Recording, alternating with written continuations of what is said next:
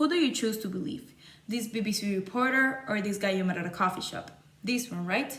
This leads us to the first function of mass communication, which is status conferral, meaning that mass media can confer and legitimize the status of people and ideologies. The second function is the enforcement of social objectives. Publicity has come to close the gap between public morality and private attitudes. I just finished reading an article about health and nutrition. I know exactly how to have a healthy life. This is an example for the narcotizing dysfunction, meaning that the flood of information has caused people to mistake awareness for action. Finally, some key points to consider. 1. Economic gains now weigh more than social objectives. 2. Mass media cannot provoke changes but reinforce attitudes. And 3. To reach social objectives, mass media needs monopolization, canalization, and supplementation. So this text was written after the Decatur study, and the underlying theory behind is the idea that media have limited effects. So according to Paul Lazarus, the media are only effective in reinforcing pre-existing values and beliefs. This is the idea of canalization.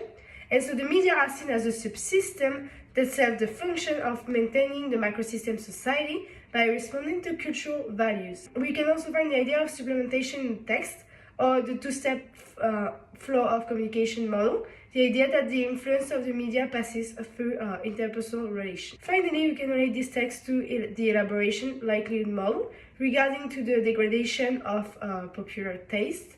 So the effectiveness of a message highly depends on the motivation and ability. However, people are looking for satisfying their needs, and so they often take the peripheral route, and this is why the attempts of changing the popular taste usually fail or have no effects or short-lasting effects. Do you know much about climate change? Maybe you follow Greta Thunberg, or you read a lot of articles about climate change, see it on the news. You'd probably say you're pretty informed, right? Well, I want to explain this example using the concept of narcotizing dysfunction. Recently, there's been a lot of attention for this global phenomenon, and you've probably seen a lot of information about it. And you probably feel pretty knowledgeable about climate change and what the effects are because you read the articles and you see a lot of information about it, and you feel like you're really contributing to fighting the issue, right? Now, I want you to think about the actions you've taken in your real life to fight climate change. Did you stop eating meat? Do you fly less? Do you start taking shorter showers? Maybe not, but you still feel very involved with the topic, and you feel that you're contributing to the issue by sharing posts, liking posts, reading about it, informing yourself about it.